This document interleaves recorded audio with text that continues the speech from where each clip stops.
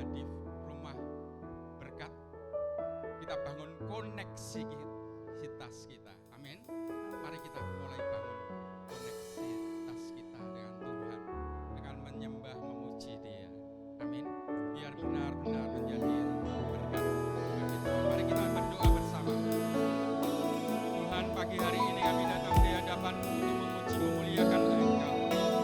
Karena kami tahu di dalam pujian penyembahan kami, Engkau berkenan, Engkau hadir dan menolong kami semuanya. Terima kasih Bapa.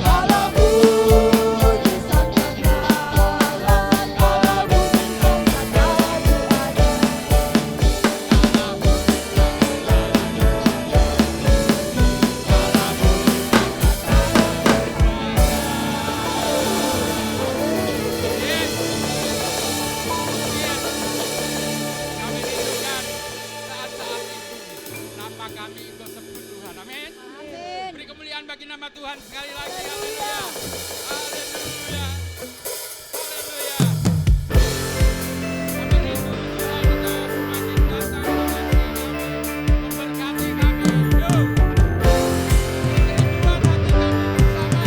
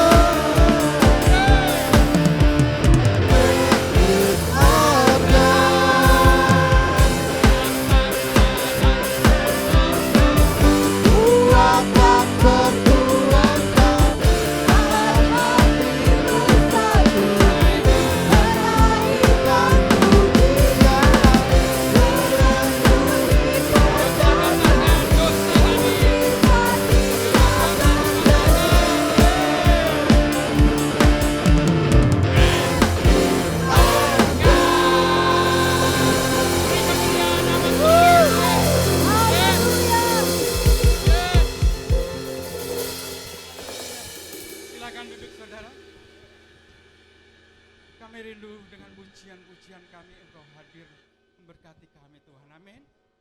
Haleluya, haleluya. Sungguh tak terukur kasih Tuhan bagi kami. Dan senantiasa memberkati kami ya Tuhan. Terima kasih untuk berkat-berkat kasih. Kami boleh menyatakan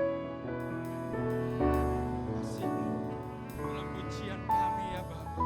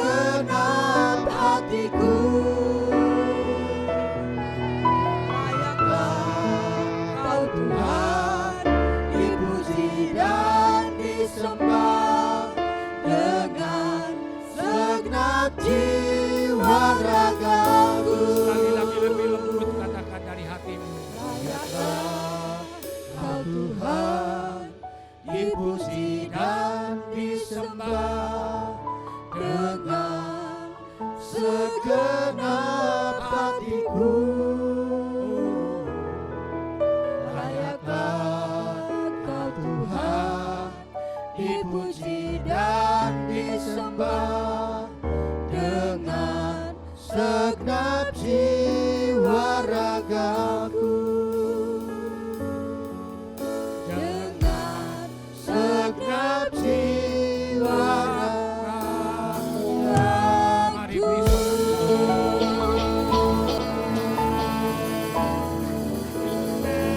Haleluya, haleluya, haleluya, haleluya, haleluya, haleluya, haleluya, haleluya, haleluya. Yesus, kami sembah Engkau, kami puji Engkau. Engkau Tuhan yang ajaib, Tuhan yang patut kami kagumi, Tuhan yang mengasihi kami, Tuhan yang menebus kami, dan Tuhan yang menyediakan tempat bagi kami di kerajaan sorga. Kami patut bangga memiliki Engkau.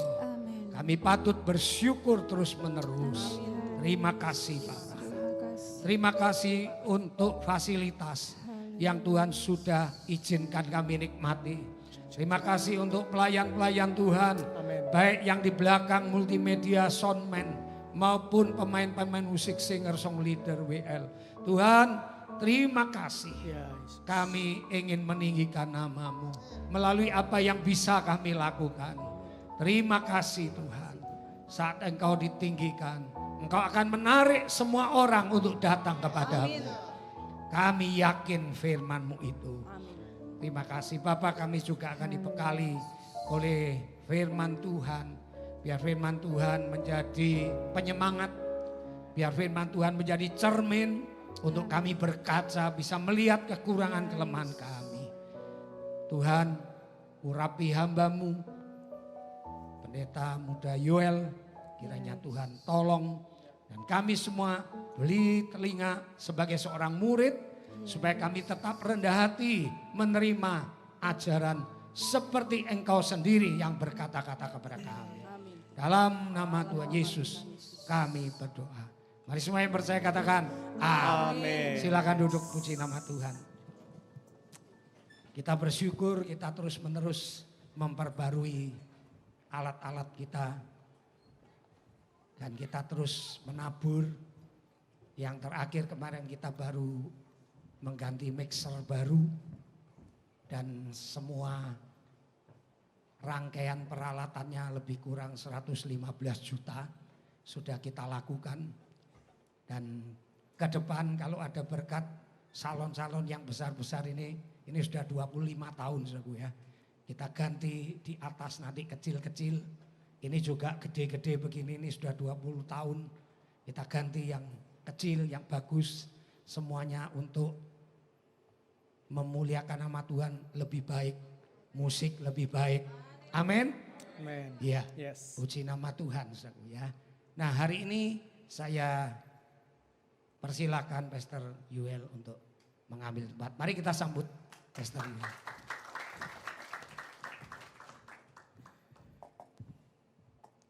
Puji Tuhan, haleluya. Shalom saudara-saudara yang dikasih oleh Tuhan. Bagaimana kabarnya hari ini? Luar biasa, yang luar biasa boleh tepuk tangan sekali lagi buat Tuhan kita yang luar biasa dan hidup dan ajaib, haleluya. Senang sekali saya Pastor Yuelo boleh kembali menyampaikan firman Tuhan untuk kita semua pada ibadah minggu pagi hari ini. Dan hari ini Bapak Ibu Saudara-saudara yang dikasih Tuhan, saya akan menyampaikan firman yang saya beri judul yaitu dikasihi untuk mengasihi bagian yang kedua. Beberapa bulan lalu saya sudah menyampaikan firman Tuhan judul ini, maksud saya dengan judul ini, tetapi di bagian yang pertama. Di bagian yang pertama kita belajar bagaimana atau mengapa, maksud saya kita itu mengasihi Tuhan, maksud saya sesama kita. Mengapa kita mengasihi sesama kita? dengan kasih Tuhan. Tetapi di bagian yang kedua ini, kita akan melihat bagaimanakah kasih Tuhan itu. Nah, sedikit memflashback Bapak Ibu Saudara-saudara yang dikasih Tuhan. Kemarin pada waktu part yang pertama saya sampaikan di depan, ada seorang anak muda yang begitu kejam. Dia masih berusia kurang lebih 16 tahun Bapak Ibu, tetapi sudah nekat dan berani untuk membunuh satu keluarga. Ayah, ibu, 3 orang anak dibunuh. Dalam semalam satu keluarga itu lenyap. Dan yang paling parah, anak muda ini bukan hanya membunuh keluarga ini, tetapi anak muda ini juga, mohon maaf, memperkosa jasad dari anak sulung dan ibu keluarga ini, Bapak Ibu. Nah, kalau kita lihat mengapa zaman sekarang kok begitu kejam, mengapa kok zaman sekarang begitu mengerikan. Sepertinya orang sudah tidak punya lagi yang namanya kasih dalam hati dan hidup mereka. Tetapi firman Tuhan memang sudah jelas mengatakan bahwa di akhir zaman kasih manusia itu menjadi semakin dingin. Alkitab mengatakan akhir zaman orang makin mencintai dirinya sendiri, menjadi hamba uang. Tetapi Bapak Ibu Saudara-saudara yang dikasihi Tuhan, kita sebagai anak-anak Tuhan harus berbeda dengan anak-anak dari dunia ini. Orang dunia boleh dia mencintai dirinya sendiri, boleh kasihnya menjadi dingin, tetapi kita anak Tuhan, kasihnya harus tetap hangat satu dengan yang lainnya. Amin Bapak Ibu. Sebab firman Tuhan mengatakan, Tuhan Yesus, kalau kemarin kita lihat juga di dalam Matius 22 ayat 36 sampai 40, saya akan bacakan lagi. Yohanes 13 ayat 34, maksud saya, firman Tuhan berkata, aku memberikan perintah baru kepada kamu, yaitu supaya kamu saling mengasihi, sama seperti aku telah mengasihi kamu. Demikian pula kamu harus saling mengasihi.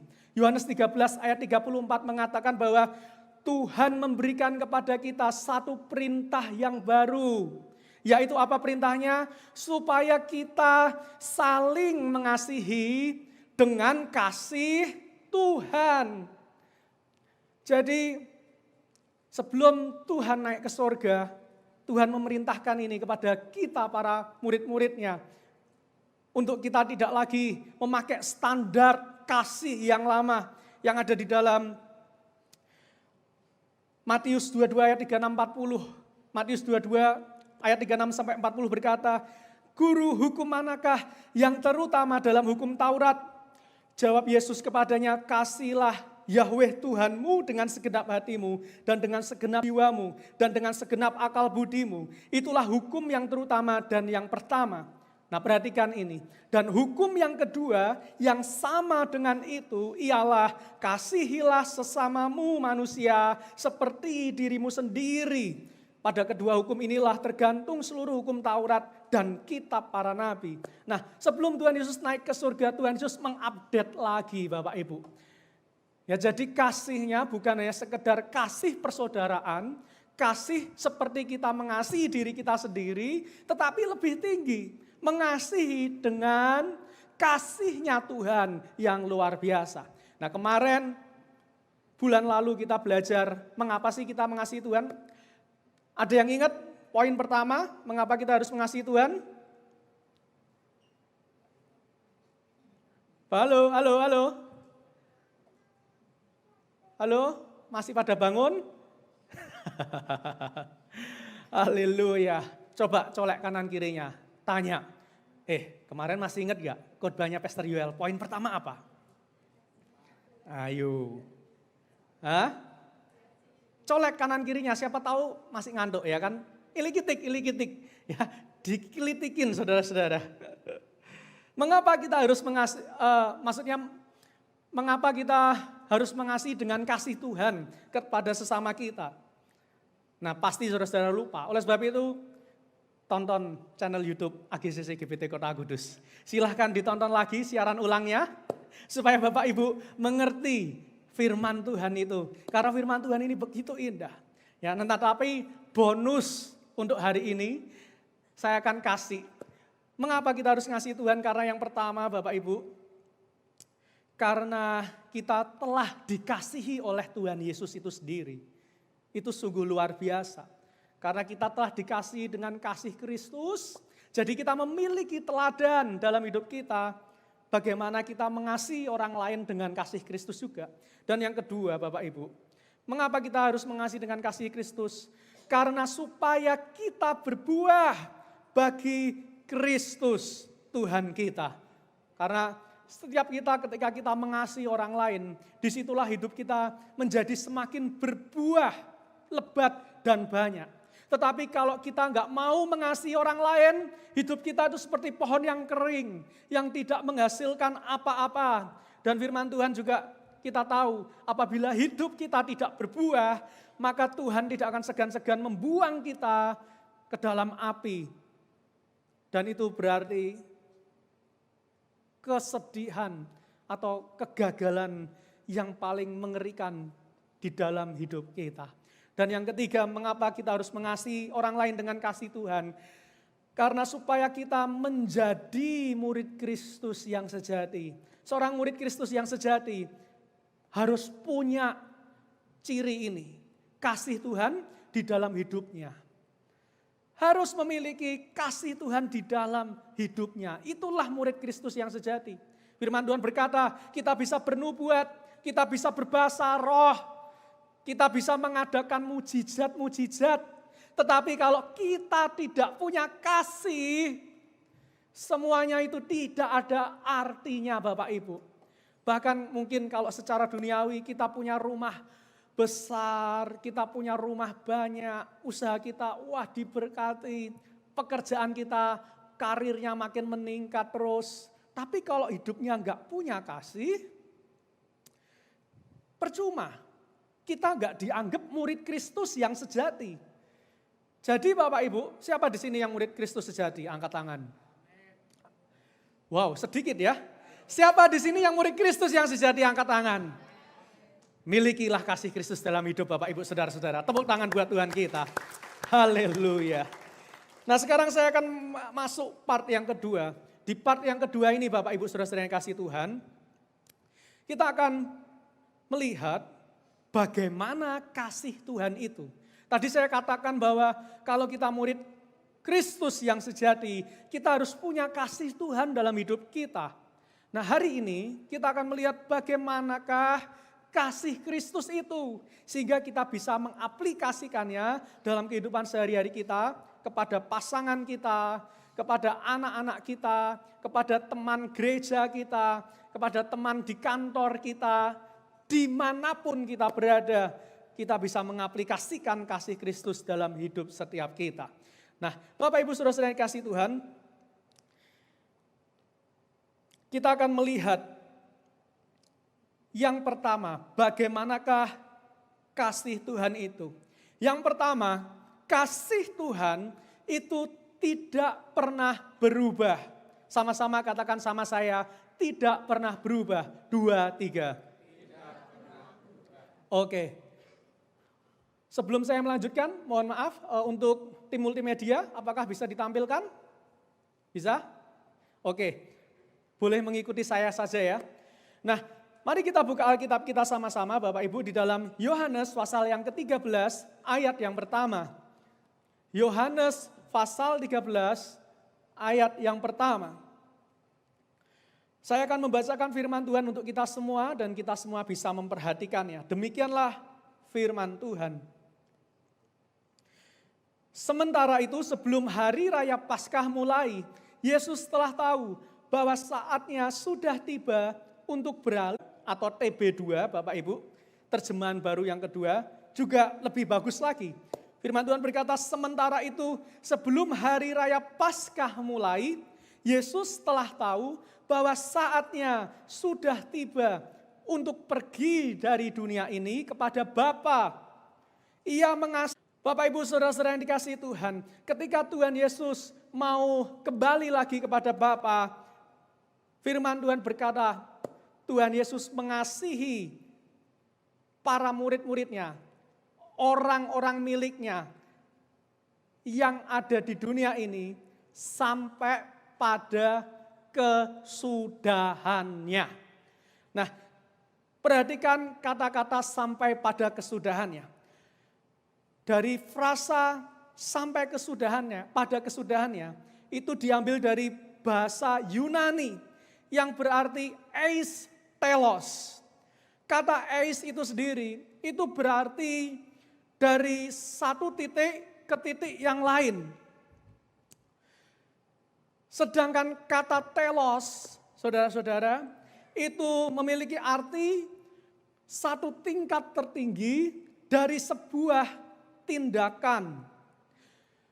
Karena ayat yang kita baca ini berbicara tentang kasih, jadi telos itu berarti tingkat tertinggi dari kasih, Bapak Ibu. Nah, dari sini kita dapat melihat apa? Sampai pada kesudahannya, yang dimaksudkan di ayat di sini, itu adalah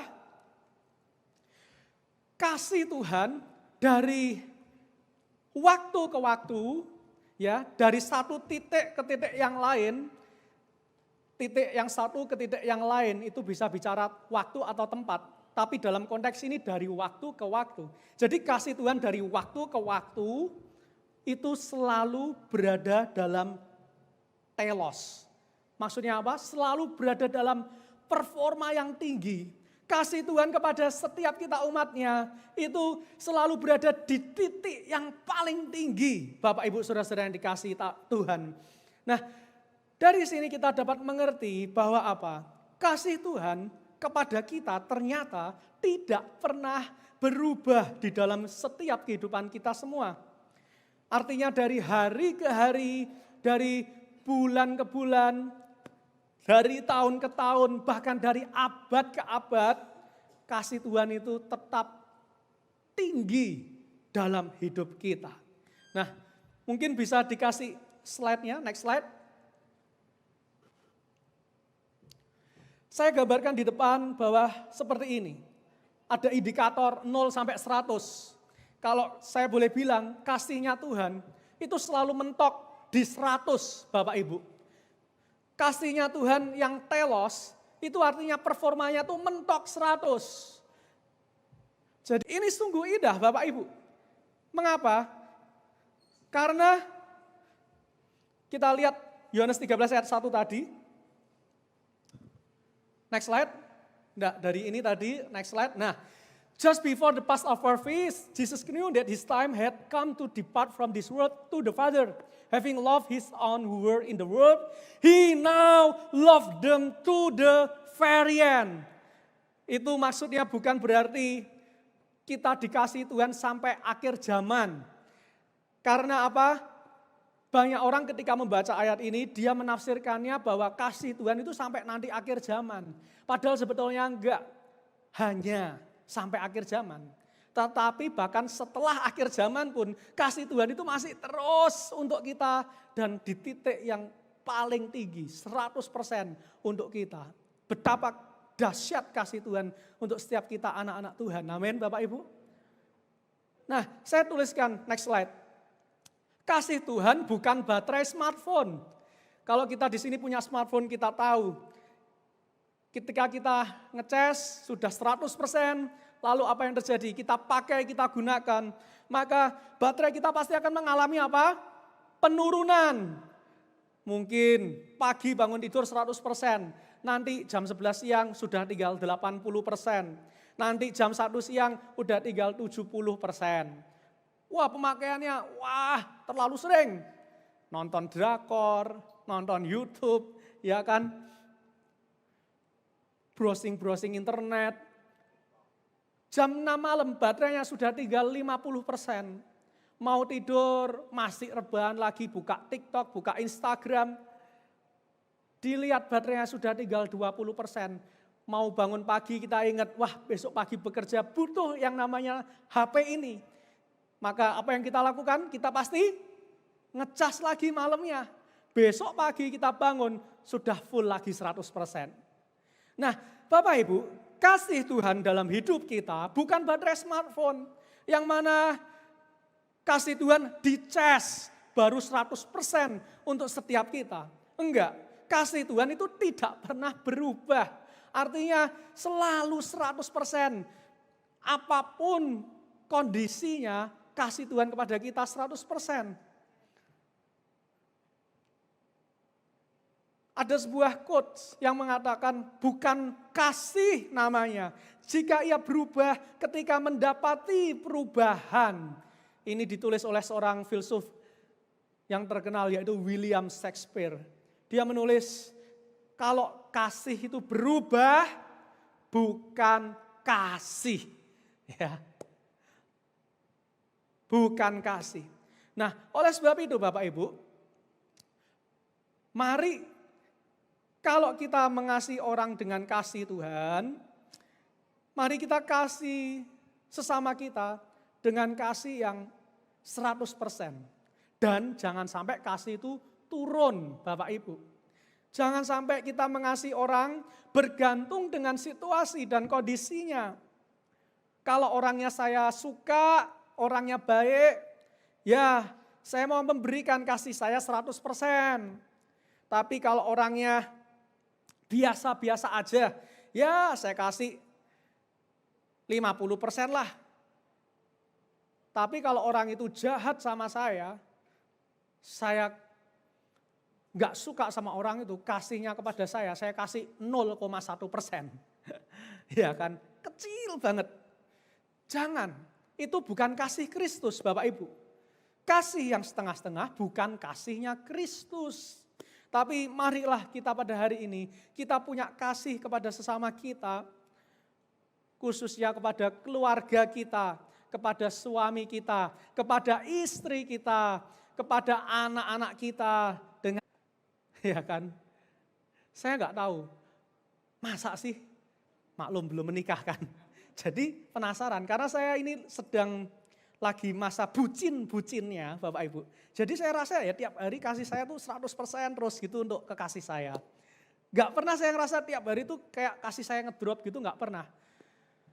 Walaupun mungkin kadang-kadang dia membuat sesuatu hal yang agak gak mengenakkan hati gitu ya. Namanya manusia, gak ada yang sempurna Bapak Ibu. Tapi saya amati kasih saya gak berubah, tetap full. Nah demikian juga dengan kita Bapak Ibu. Suami istri, kalau engkau hari ini sedang berubah kasihmu kepada satu dengan yang lain, ingatlah masa pacaranmu. Ya kan? Senggol kanan kirinya yang suami istri ya. Senggol kanan kirinya. Ingatlah saat Bapak Ibu berpacaran dulu. Seperti saya hari ini berpacaran. Kasihnya 100% mentok. Ya kan? Ingat gimana dulu waktu zamannya mungkin banjir ya kan. Pacarnya dari luar kota tetap diterabas supaya bisa ketemu Bapak Ibu semua.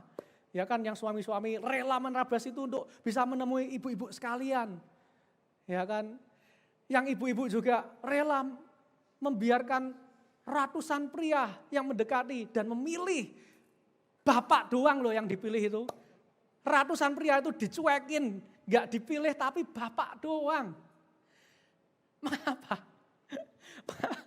Saya sedih sebenarnya mengatakan ini. Mengapa orang rumah tangga kasihnya itu bisa berubah, bisa luntur. Seharusnya kalau kita, tapi harus benar-benar 100% terus. 100% terus seperti teladan Tuhan kita. Tepuk tangan buat Tuhan kita yang luar biasa. Amin. Haleluya. Nah sekarang yang kedua Bapak Ibu. Kasih Tuhan itu bagaimana? Yang pertama tadi kita tahu bahwa kasih Tuhan tidak pernah berubah. Enggak seperti smartphone kita. Nah yang kedua, kasih Tuhan itu tidak pernah dapat dipisahkan. Atau saya tulis inseparable. Roma 8 ayat 35 firman Tuhan berkata, siapakah yang akan memisahkan kita dari kasih Kristus? penindasan atau kesengsaraan, atau penganiayaan, atau kelaparan, atau ketelanjangan, atau bahaya, atau pedang. Firman Tuhan berkata kepada kita, siapakah yang dapat memisahkan kita dari kasih Kristus? Kalau kita lihat dalam bahasa Yunaninya Bapak Ibu, kata siapa itu punya 3 arti. Jadi kalau kita bahasa Yunani, kalau kita belajar, satu kata itu bisa punya banyak arti Bapak Ibu. Enggak seperti bahasa Indonesia, satu kata paling mentok punya 10, ya bisa diubah-ubah menjadi 10. Misalnya makan, bahasa Indonesia bisa berkembang jadi memakan, dimakan. Terus apalagi Bapak Ibu? Pemakan, kayak gitu ya. Kalau bahasa Yunani, kata makan aja itu bisa ratusan Bapak Ibu artinya. Nah, kata siapa di sini, saya lihat bahasa aslinya itu memiliki 3 arti. Yang pertama, kata siapa memiliki arti who. Ya, dalam bahasa Inggris who itu ya memang seperti terjemahan kita, siapakah. Tapi juga punya arti which dalam bahasa Inggris yang berarti yang mana. Artinya yang mana yang akan memisahkan kita dari kasih Kristus kalau diterjemahkan. Tetapi lebih kata siapa ini dimaksudkan untuk kepada situasi, kondisi, dan keadaan seseorang. Ini artinya apa? Kok agak mumet ya Pastor Yuel? Ya memang agak mumet sedikit ya, biar gak ngantuk. Tetapi kembali lagi ke sini, apa artinya siapakah yang dapat memisahkan kita dari Kristus? Itu berarti apa sih? Sebenarnya begini, artinya kondisinya, kasih bangkrutnya kita, sesakit-sakitnya kita, seberat-beratnya masalah kita, kasih Tuhan tidak akan dipisahkan dari hidup kita. Beda dengan manusia itu jahat. Karena firman Tuhan sendiri yang ngomong, firman Tuhan bilang bahwa manusia itu gak ada seorang manusia pun yang baik di dunia ini. Takut ketemu orang ini. Begitu juga kalau mungkin dalam rumah tangga. Dulu sebelum menikah istrinya langsing, wah dicintai, dipuji-puji. Tapi setelah hamil punya 2 anak, 3 anak, bahkan mungkin 11 anak membuat kesebelasan sepak bola. Lihat istrinya udah ngelus dodo ya kan. Mama biar kue langsung, kue biar langsing, saiki kok langsung, ya kan. Mulai kasihnya hilang, mulai kasihnya, aduh ini yang istri saya umurnya udah 50, boleh enggak ya saya tuker dengan 25-an 2. Suaminya boleh mulai mencari-cari yang lain, ya kan, kalau bisa ditukerlah yang lebih mudah. Nah itulah kasih manusia. Orangnya berubah, situasinya berubah, kondisinya berubah, kasihnya juga ikut berubah. Ya kan? Tapi kasih Tuhan tidak seperti itu. Bapak Ibu mau hari ini kurus, besok jadi gemuk banget, ya Tuhan tetap mengasihi Bapak Ibu. Hari ini Bapak Ibu sukses, besok jatuh, bangkrut, Tuhan tetap mengasihi Bapak Ibu. Tidak bisa dipisahkan kasih Tuhan pada kita. Nah mungkin yang jadi pertanyaan yang paling ekstrim gini. Beneran Pastor, kasih Tuhan tidak dapat dipisahkan. Lalu bagaimana kalau misalnya saya berdosa kepada Tuhan? Saya itu pergumulannya dosa yang sama berulang kali. Dosa jatuh dalam hal yang dosa itu saya lakukan berulang-ulang, minta ampun saya ulangi, minta ampun saya ulangi. Bagaimana kasih Tuhan? Dapat dipisahkan enggak dari hidup saya? Saya mau katakan sesuai firman Tuhan. Firman Tuhan berkata, apapun keadaan situasi kondisi kita, kasih Tuhan tidak dapat hilang, tidak dapat dipisahkan dari hidup kita. Jadi kalau kita punya pergumulan dalam dosa, khususnya kita sering jatuh bangun dalam dosa, ingat Bapak Ibu, bahwa Tuhan tetap mengasihi saudara-saudara. Terlebih kalau saudara-saudara mau hari ini bertobat kembali lagi kepada Tuhan, kasih-Nya tidak akan pernah hilang. Dia tetap menerima engkau. Tapi ini bukan berarti lalu kita punya SIM, surat izin melakukan dosa ya sama Tuhan. Bukan berarti seperti itu juga. Tetapi Tuhan tahu kok mana orang yang kilaf ngulangi lagi dengan orang yang wes lost sengaja aja lah. Tuhan tahu, Tuhan bisa membedakan karena Tuhan mengerti setiap isi hati kita. Nah tapi kalau kita terjatuh dalam dosa sebab karena kita yang aduh Tuhan aku gak mampu. Misal merokok, siapa di sini yang masih merokok? Angkat tangan, gak usah turunkan tangan. Ada yang ngaku puji Tuhan. Ya, nah kalau masih merokok, saudara-saudara mungkin pengen lepas, pengen bebas dari rokok itu. Tapi saudara-saudara gak bisa, belum bisa. Gak apa-apa, gak usah lari dari Tuhan. Tetap ke gereja, tetap datang beribadah, tetap memuji Tuhan, menyembah Tuhan. Nanti satu saat saya yakin dan percaya, ada waktunya engkau akan dipulihkan oleh Tuhan. Sehingga segala keterikatanmu, mau rokok, ya, mau mungkin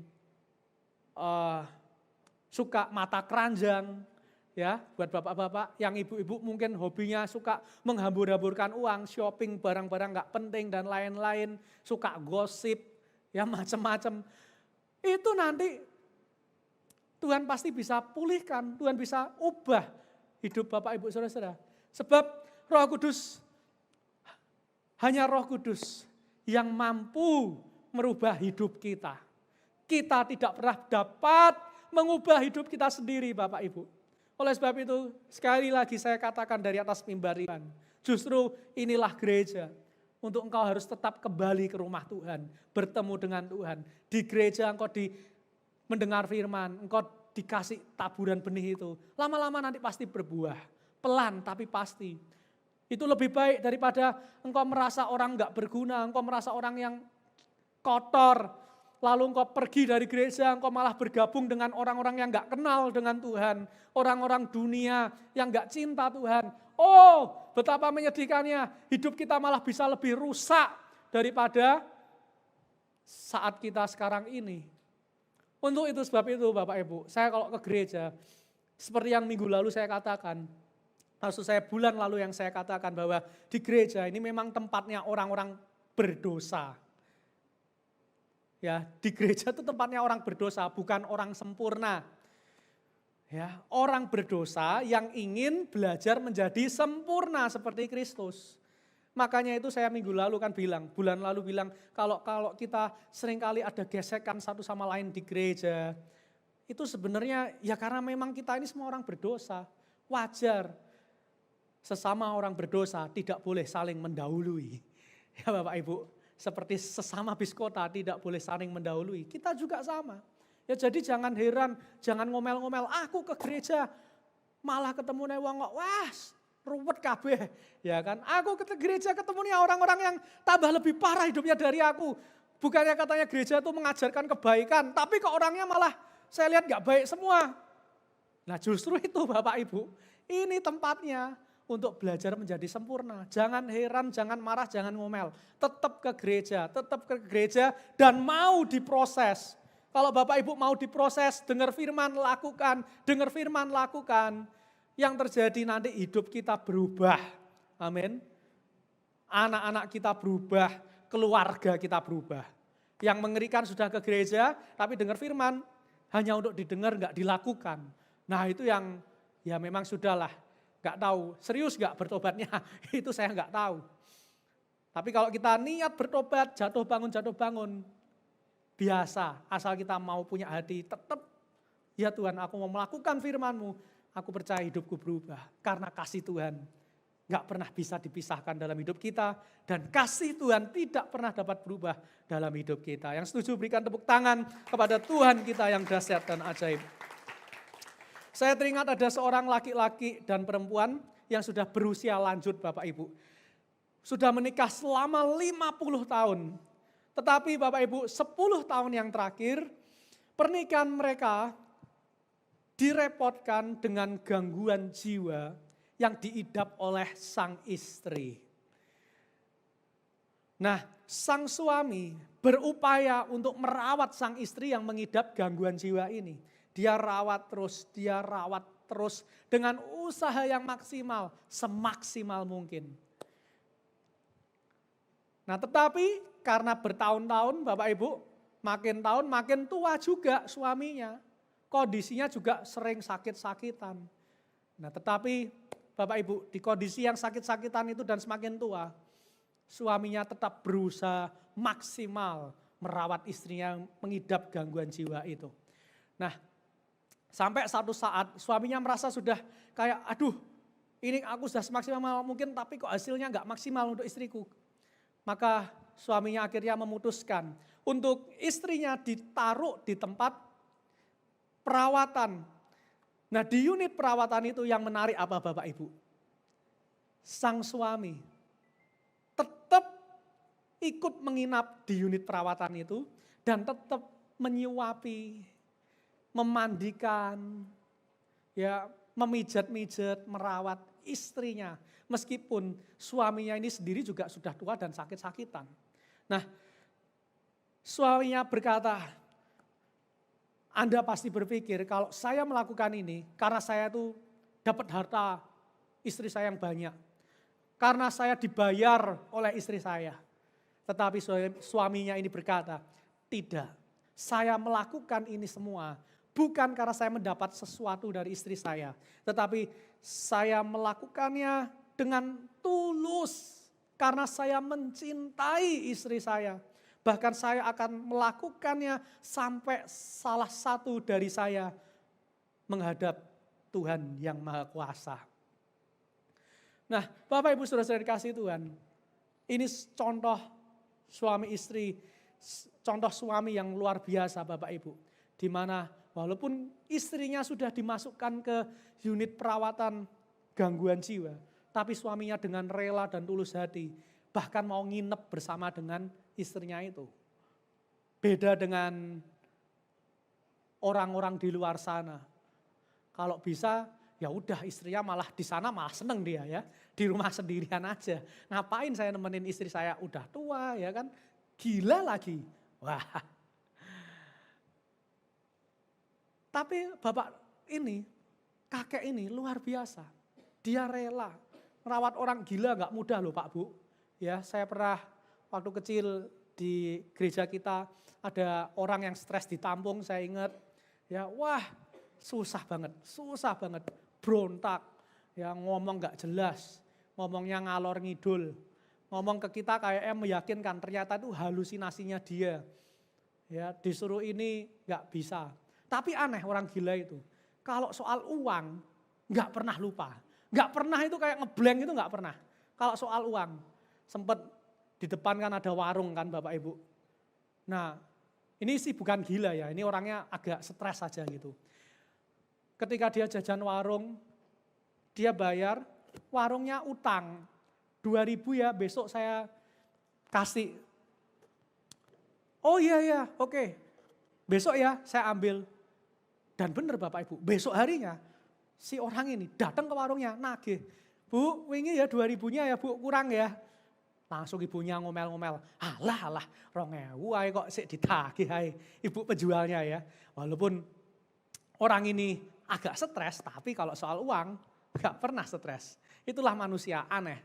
Benar firman Tuhan, di mana hatimu berada, di mana hartamu berada, di situ hatimu berada. Soal uang itu gak bisa lupa. Ngeri loh Bapak Ibu. Nah gimana dengan istri kita coba? Masa istri kita atau suami kita lebih berharga dari uang kita? Bapak Ibu, jangan sampai kita memandang uang itu jauh lebih berharga dari pasangan kita. Jangan sampai kita anggap uang itu yang lebih utama. Kita mengasihi uang lebih daripada anak-anak kita. Sayang sekali. Nah, oleh sebab itu hari ini mari Bapak Ibu, setiap kita, yuk sama-sama belajar untuk punya kasih yang gak bisa dipisahkan oleh apapun. Ada uang, gak ada uang, suami tetap wah kok berat ya. Nggak bisa Pak, dunia ngajaran ada uang nggak ada uang suami ditendang Pak. Nggak bisa, kalau ada uang ya baru disayang. Oh jangan, firman Tuhan nggak gitu. ada uang, nggak ada uang, kasihnya nggak boleh terpisah, tetap bersama-sama. Saya senang ketemu kekasih saya ini Bapak Ibu. Waktu saya diajak makan bersama, ini maaf ya saya ceritakan diri saya kan nggak mungkin saya cerita orang lain. Ini yang saya alami ya, bukan maksud pamer bukan. Tetapi pada waktu diajak makan bersama oleh neneknya, oleh maknya dan bersama saudara-saudaranya di mobil, saya bilang sama maknya, "Mak, saya senang ketemu sama Mak." Oh kenapa? Ya karena Mak itu saya lihat orangnya ceria terus, sukacita terus. "Mak, rahasia apa sih Mak kok bisa selalu sukacita, happy?" Terus maknya cuma bilang gini, yang penting itu keluarga saling mengasihi. Yang penting keluarga itu ada kekompakan. Urusan uang itu nomor 2, wes gak usah pusing. Urusan uang gampang nomor 2. Kalau misalnya belum sama-sama punya uang, ya udah gak apa-apa, merito gak apa-apa, uang bisa dicari nanti uang datang. Awalnya susah, tapi kalau kamu punya kasih di tengah-tengah keluargamu, uang itu datang sendiri kok. Oh gitu ya Mak? Iya, pokoknya naik keluarganya kita, keluarga besar. Ada uang gak ada uang, ada makan gak ada makan, yang penting kumpul nomor 1. Yang penting kasihnya itu nomor 1. Setelah sampai rumah saya berpikir, benar juga ya, saya pikir-pikir. Mengapa? Karena saya lihat, mohon maaf nih Bapak Ibu, kenyataan dunia. Ada banyak orang, ya kan, wah waktu menikah uangnya banyak, pestanya mewah, begitu luar biasa. Tapi pas menikah, wah gak ada kasih, gak ada cinta di antara mereka. Apa yang terjadi? Bagaimana sih kasih Tuhan itu? Kasih Tuhan yang terakhir ini adalah, ini yang paling berat, tapi keren. Mengorbankan. Yakni seseorang yang memberikan nyawanya demi sahabat-sahabatnya.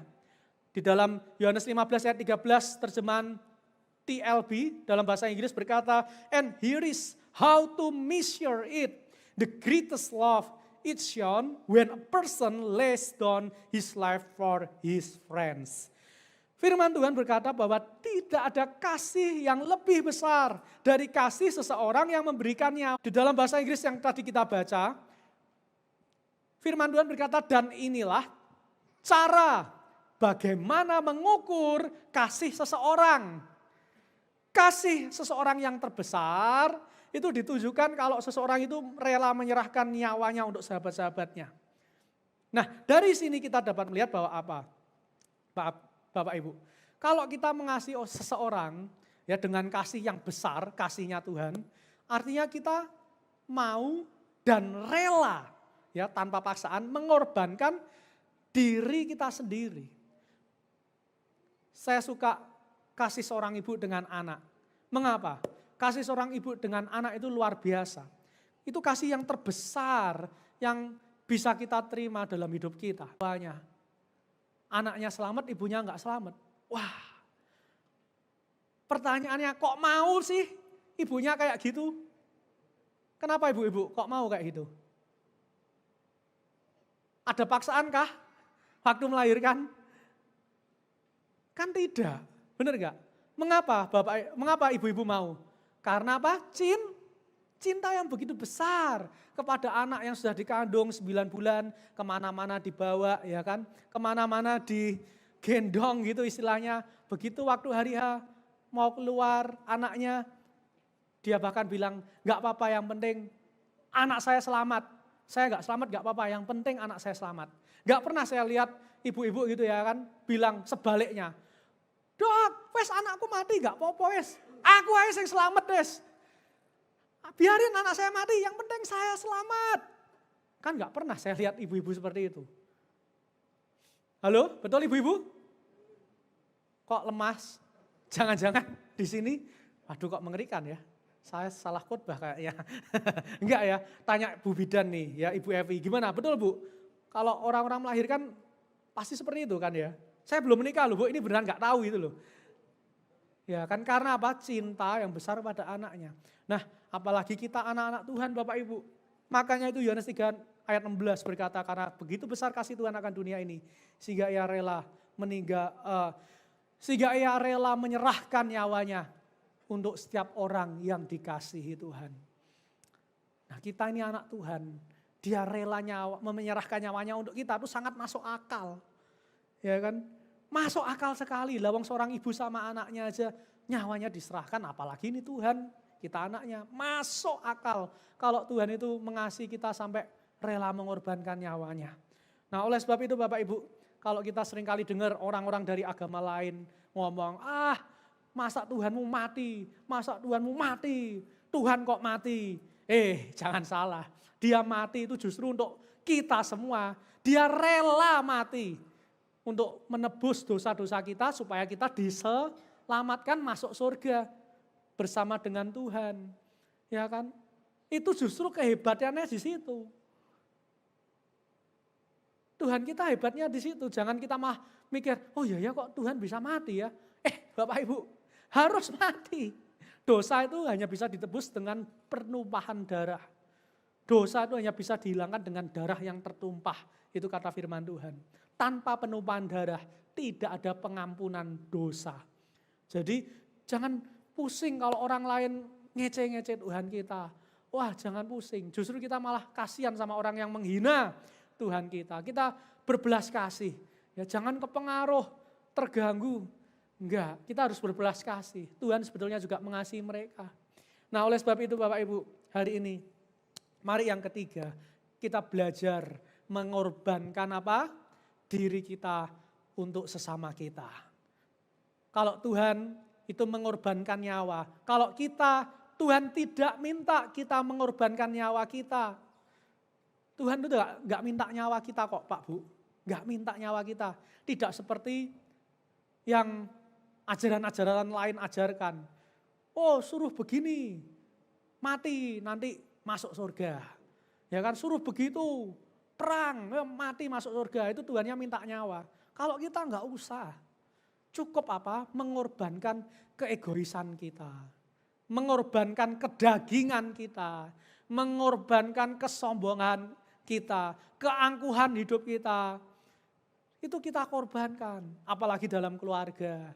Ya kan, suami istri, wah kalau satu suami satu istri merasa sama-sama paling benar, merasa sama-sama paling lurus, itu udah pasti susah. Ya, harus ada yang mau mengalah, harus ada yang mau mengorbankan dirinya. Ya kan, kalau kita suami seringkali pria kan egonya tinggi ya, wah egonya tinggi sekali. Dia gak suka istrinya begini, marah. Gini marah, dikit-dikit marah. Ya saya pikir kasihan istrinya, gak boleh gitu. Namanya wanita itu pakai perasaan soalnya. Pria pakai logika, ego ya, wanita pakai perasaan. Nah, dua hal ini gak pernah cocok Bapak Ibu. Antara perasaan dan pikiran itu gak pernah cocok. Bener gak Bapak Ibu? Cobalah kalau kita misalnya, nanti ini kan habis ini ada persembahan kan. Di dompet kita ada 100.000 dan 10.000. Waktu mau persembahan, hati kita tahu Roh Kudus menggerakkan kasih 100.000. Tapi pikiran kita ngomong apa? Habis ini pulang masih isi bensin, besok masih ini, itu, besok waduh masih banyak keperluan, belum beli beras dan lain-lain.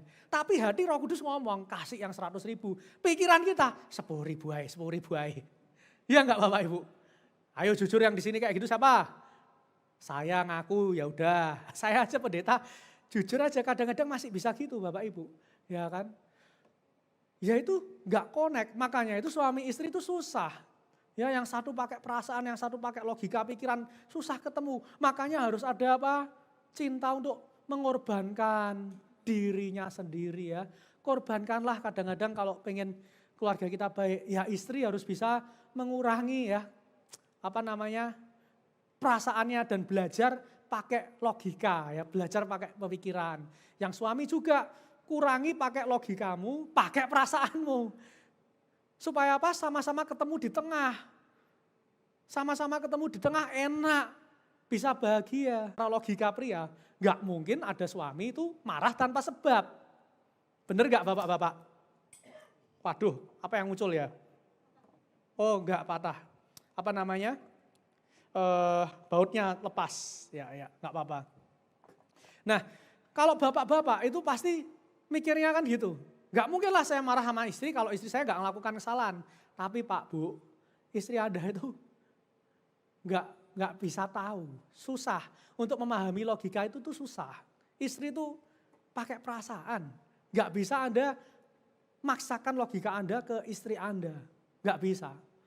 Ya jadi kadang-kadang ibu-ibu bingung, kenapa kok suami saya marah padahal saya biasa aja, padahal ya biasa aja. Nggak ngelakuin sesuatu hal yang gimana-gimana. Nah kenapa? Karena Anda pakai perasaan ibu-ibu. Perasaan Anda mengatakan Anda nggak ngelakuin apa-apa. Perasaan Anda itu merasa seperti itu perasaan Anda. Tapi di pikiran pria, wah ini menyinggung saya, wah ini menyinggung ego saya, makanya saya hari itu marah. Simple, saya kasih contoh lebih nyatanya. Kalau lagi berantem, bantah-bantahan ya. Si suami pasti ngapain? Ngomongnya keras, nada tinggi. Wah, ini. Istrinya, karena perasaan dia sakit hati, dia juga gak mau kalah, dia bales nada yang lebih tinggi. Ketika istrinya bales dengan nada lebih tinggi, suaminya pakai logika, ini istri kok gak tunduk pada suami. Firman Tuhan ngomong kamu harus tunduk pada suami. Itu logika suami.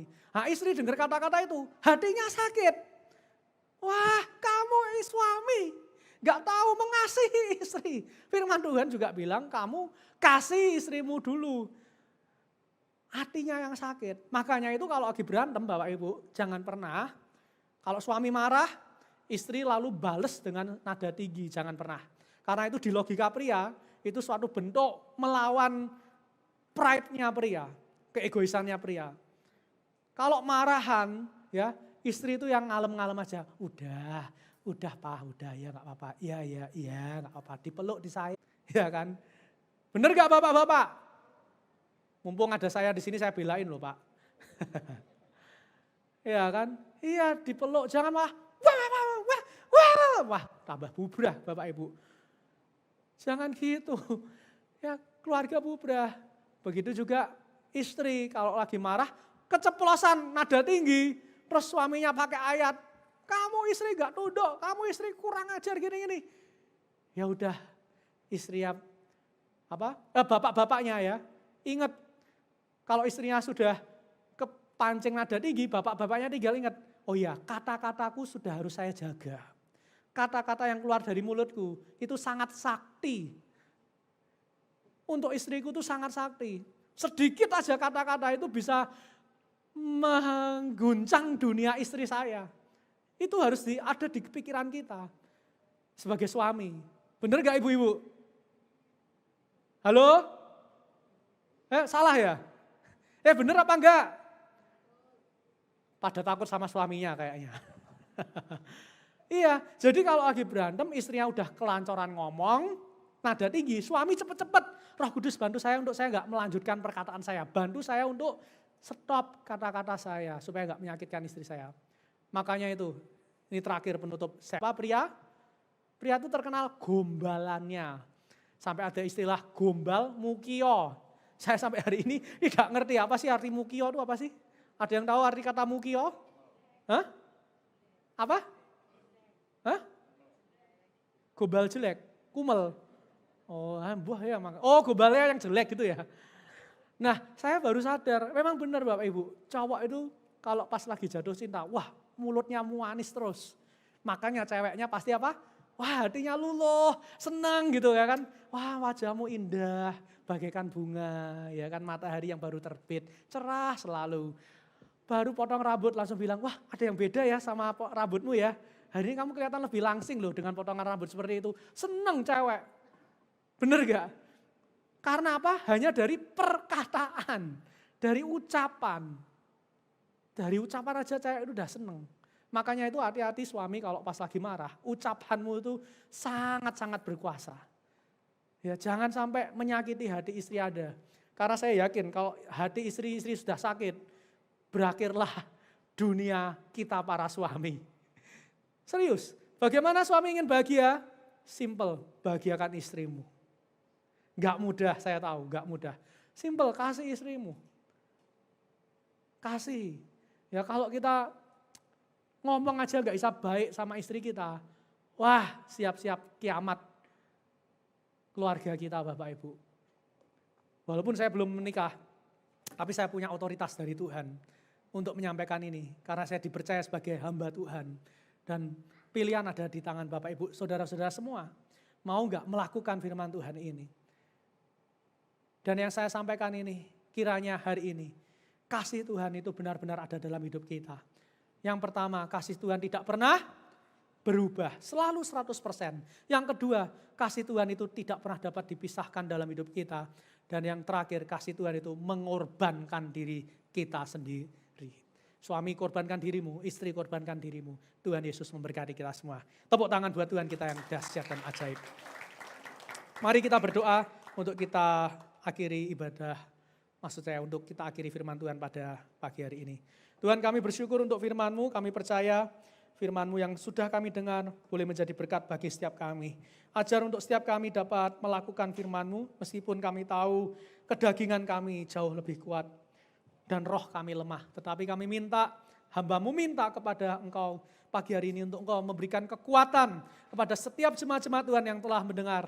Dan biar firman Tuhan yang diberikan pada pagi hari ini bukan hanya didengar tetapi boleh dilakukan. Sehingga hamba-Mu boleh melihat gereja ini dipenuhi dengan kasih Tuhan. Keluarga-keluarga AGCC GPT Kota Kudus dipenuhi dengan kasih Tuhan. Bukan hanya dipenuhi dengan kesuksesan, keberhasilan, uang yang banyak. Bukan hanya dipenuhi dengan kesehatan, tetapi lebih daripada itu semua, biar kasih Tuhan saja yang memenuhi hidup kami. Karena kami tahu ketika kasih itu mengalir dalam hidup kami tahu keluarga kami pasti dapat semakin diberkati, keluarga kami pasti makin sehat, keluarga kami pasti makin damai sejahtera, dan itulah yang kami impikan dan kami harapkan bersama-sama ya Tuhan. Terima kasih Tuhan, terima kasih hamba-Mu sudah selesai berbicara, dan biarlah Tuhan Yesus sendiri yang terus berbicara dalam hati setiap jemaat-jemaat Tuhan di tempat ini. Kami bersyukur untuk firman-Mu, hanya di dalam nama Tuhan kami Yesus, kami sudah berdoa dan bersyukur, dan setiap kita yang diberkati Tuhan sama-sama berkata, amin. Tuhan Yesus berkati kita semua. Haleluya, tepuk tangan buat Tuhan kita. Mari kita siapkan persembahan kita. Beberapa saudara ada yang memberikan perpuluhannya secara transfer. Itu sebabnya mereka tidak maju, tetapi mereka tetap memberi yang bagiannya Tuhan. Mari kita berdoa untuk perpuluhan maupun kolekta. Kami bersyukur karena apa yang kami miliki asalnya daripada-Mu. Sebab saat kami lahir kami tidak membawa apa-apa, bahkan kami telanjang. Dan oleh karena anugerah dan kemurahan Tuhan, kami akhirnya bisa memiliki. Dan apa yang kami miliki, kami harus ingat kepada Tuhan sebagai Sang Pemilik sejati. Dan untuk itu kami diminta dengan cara memberikan 1/10 dari apa yang kami miliki. Tuhan, Engkaulah yang memberkati kami. Engkau yang memberi kekuatan kepada kami untuk memperoleh berkat. Sebagai rasa syukur kami, kami ingin mentaati firman-Mu. Engkau mengatakan, Engkau akan membalas, memberkati setiap orang yang mentaati firman-Mu. Dan kami percaya janji-Mu ya dan amin. Berkati tangan-tangan yang terulur memberi persembahan. Dalam nama Tuhan Yesus kami berdoa. Amin.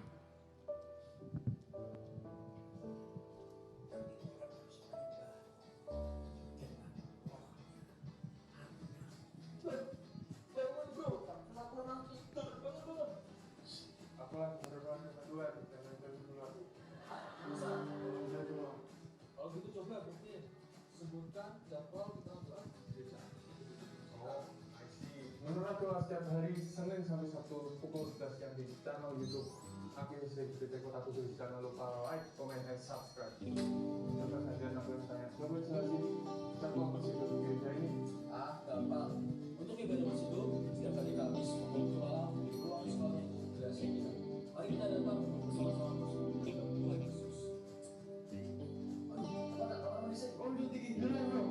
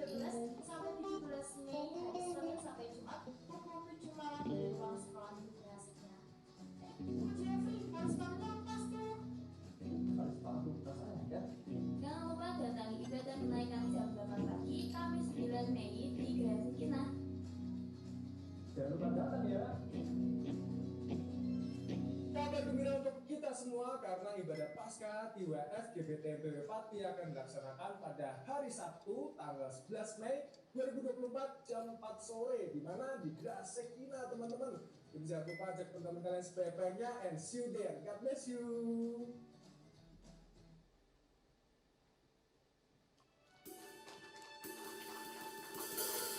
Nama Tuhan. Sekali lagi hari Kamis besok ibadah kenaikan disertai perjamuan suci. Ya, itu sebabnya hari ini tidak ada perjamuan suci, diundur hari Kamis. Tepat dengan hari kenaikan Tuhan Yesus, kita adakan perjamuan suci. Ya, mari kita bangkit berdiri bersama-sama.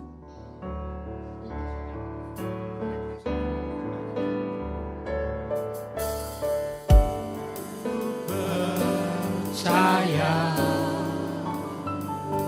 tiada yang mustahil bagimu.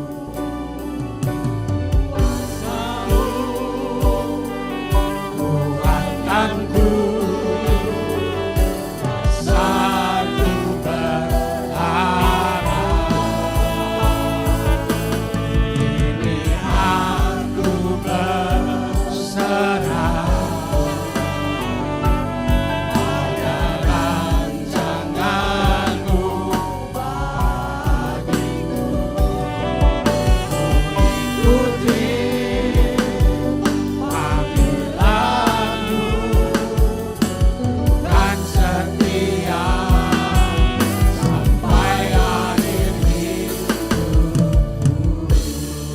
Mari kita doa Bapa kami. Doa Bapa kami mulai. Bapa kami yang di surga, dikuduskanlah namamu. Datanglah kerajaanmu, jadilah kehendakmu di bumi seperti di surga. Berikanlah kami pada hari ini makanan kami yang secukupnya. Dan ampunilah kami akan kesalahan kami. Seperti kami juga mengampuni orang yang bersalah kepada kami. Dan janganlah membawa kami ke dalam pencobaan, tetapi lepaskanlah kami daripada yang jahat. Karena Engkaulah yang mempunyai kerajaan dan kuasa dan kemuliaan sampai selama-lamanya. Mari angkat tanganmu saudaraku. Kami bersyukur dan berterima kasih. Pagi ini kami menghadap hadirat-Mu seperti yang Kau perintahkan, kuduskanlah hari Sabat. Dan hari Minggu ini adalah hari Sabat bagi kami orang-orang Kristen. Tuhan, Engkau yang berjanji, apabila kami tidak melupakan hari Sabat, hari-hari kami beribadah, Engkau akan membela kami, Engkau akan melindungi kami, Engkau akan memberkati kami. Tepatilah janji-Mu itu ya Tuhan. Karena firman-Mu selalu ya dan amin. Saudaraku yang dikasihi Tuhan, sekarang pulanglah dengan membawa berkat jasmani berupa kecukupan secara materi dan juga panjang umur, sehat, bahagia. Diberkati secara jiwani berupa ketentraman, kerukunan, kerendahan hati, dan diberkati secara rohani berupa iman yang semakin kuat, mata yang semakin melihat perkara-perkara sorgawi, dan berkat rohani berupa pengenalan akan Tuhan, pewahyuan yang baru. Berkat ini aku minta dalam nama Bapa, Putra, dan Roh Kudus. Dalam nama Tuhan Yesus, kami semua yang diberkati mengaminkan. Amin. Selamat pagi, silakan duduk saat teduh. Tuhan memberkati.